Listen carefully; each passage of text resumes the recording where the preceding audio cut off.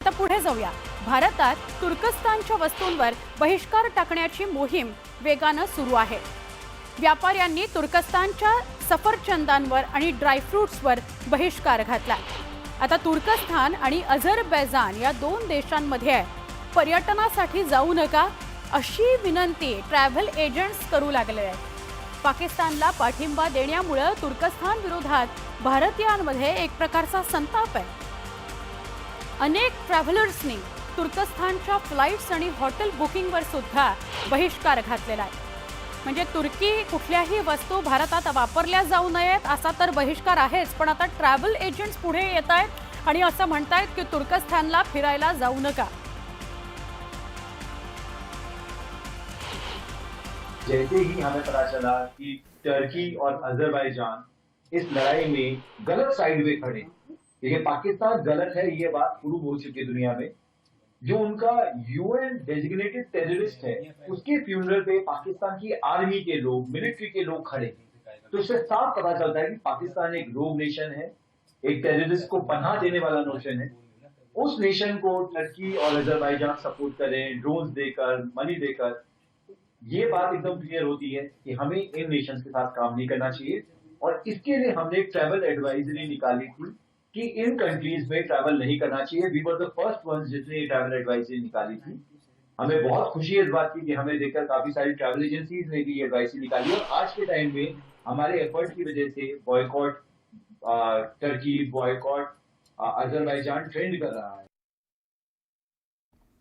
भारत आणि पाकिस्तान तणावाच्या पार्श्वभूमीवर पाकिस्तानला पाठिंबा देणं तुर्कस्तानला महागात पडत चाललंय। गेल्या आठवड्याभरात अझरबैजान आणि तुर्कस्तानच्या प्रवास बुकिंगमध्ये 60% घट झाली आहे असा दावा एका तिकीट बुकिंग एजन्सीने केलेला आहे। प्रवास रद्द करण्याच्या प्रमाणात 250% वाढ झाली आहे। तिकीट बुकिंग एजन्सीने आपल्या सगळ्या प्लॅटफॉर्म्सवरून तुर्कस्तानच्या जाहिराती हटवलेल्या आहेत। पाकिस्तानचं समर्थन केल्यानंतर देशभरातून तुर्कस्तानवर बहिष्कार घातला जातोय।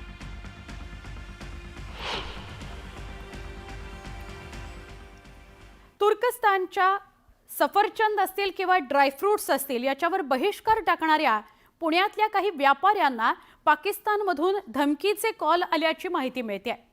यानंतर पुण्यातील व्यापारी आक्रमकच झाले। सफरचंद ड्रायफ्रुट्स व्यापारी जे आहेत ते तुर्कीचे सफरचंद रस्त्यावर फेकत आंदोलन करताना दिसले होते। पाकिस्तानातून त्यांना धमकीचे फोन आल्यावर व्यापारी आक्रमक झाले आणि ते पोलीस आयुक्तांना भेटून त्यांच्याकडे या सगळ्या संदर्भातली माहिती देणार आहेत, तक्रार करणार आहेत असं कळतंय।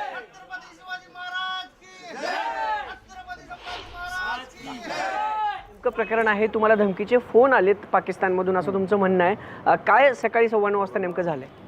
9:13 आणि 14 मिनिटाला त्यांचे 7 मिस कॉल आले। नंतर रेकॉर्डिंग आलं त्यांचं की धमकी दिली। काय धमकी दिली नेमकी सर? नाही, आम्ही बघून घेऊ हिंदुस्थानी, तुम्हाला आम्ही येतो असं वगैरे काय काय काय काय थोडं बोलले। तर ते जे काय निवेदन आहे ते मी CP साहेबांना दिलं। ते म्हणले आम्ही पुढची कारवाई करू म्हणून। सर तुम्ही तक्रार दाखल केल्या, काय नेमकं तक्रारीत सांगितलं तुम्ही आता पोलिसांना? नाही, तो नंबर दिला जो पाकिस्तानचा होता, तो नंबर दिला आणि सांगितलं की बाबा असं असं तो बोलला म्हणून। हां, तेवढं सांगितलं। पण सगळ्यांच्या माध्यमातून सांगतोय की हे अभियान टर्की बायकॉटचं थांबणार नाही। पण मग तुम्ही अजूनही ठाम आहात की सफरचंद टर्कीचे नाही कोणा? अजूनही ठाम आहे।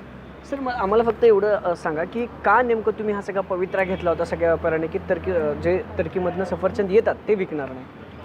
तेच ना, त्यांनी पाकिस्तानला मदत केली होती, त्याच्यामुळं तो बायकॉटचा निर्णय घेतला आणि आता तर धमकी दिली म्हणल्यावर तर आता अजून पण बायकॉट करणार आणि अजून पहिल्यापेक्षा डबलनी आम्ही हे करणार।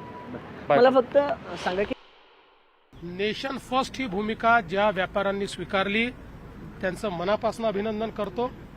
कारण हा केवळ भारतीयांवर हल्ला नव्हता, पहलगामला झालेला हल्ला हा मानवतेवर झालेला हल्ला होता आणि मानवतेच्या हल्लेखोरांना मदत करणाऱ्यांना नाकारणारे आमचे व्यापारी अभिनंदनास पात्र आहेत। त्यांनी काळजी करायची गरज नाही। पाकिस्तानात घुसून पाकिस्तान उद्ध्वस्त करणारा भारत आहे आणि आता तर न्यूयॉर्क टाइम्सने सॅटेलाइट इमेज सहित पाकिस्तानचं सत्य बाहेर काढलेलं आहे। भारताला नखही ते लावू शकले नाही, पण त्यांना कसं आम्ही उद्ध्वस्त केलं। त्यामुळे कोणाच्याही पोकळ धमक्यांना भीक घालण्याची आवश्यकता नाहीये। भारत आणि पाकमध्ये जोरदार संघर्ष झाला होता. या संघर्षादरम्यान पाकमधील कोणत्याही अण्वस्त्रांना धक्का लागला नसल्याचा दावा आंतरराष्ट्रीय अणुऊर्जा एजन्सीने केलाय.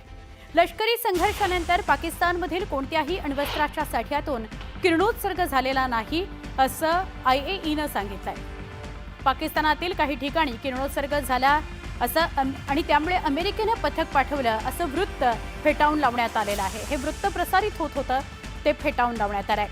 भारतीय हवाई दलानंही आपण पाकिस्तानातील कोणत्याही अण्वस्त्राच्या साठ्यावर हल्ला केला नाही हे स्पष्ट केलं होतं. भारतानं पाकिस्तानच्या अण्वस्त्र साठा असलेल्या किराणा हिल्सवर हल्ला केल्याचा दावा वृत्तपत्रांमधून समोर येत होता. पाकिस्तानच्या न्यूक्लिअर स्टोरेज सेंटरवरही भारतानं हल्ला केलाय का, सरगोदामधील अण्वस्त्र साठ्यांवर भारतानं हल्ला केलाय का, अशा चर्चा वृत्तांमधून येत होत्या.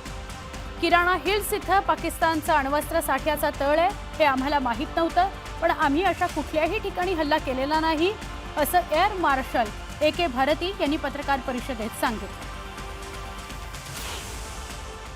Social media, the Twitter is abuzz with the fact that we hit a site called Kirana Hills, which is supposed to be the nuclear storage facility. And there is a lot of rumors about Sargodha. There are foreign analysts who've mentioned that the Sargodha attack led to certain leaks.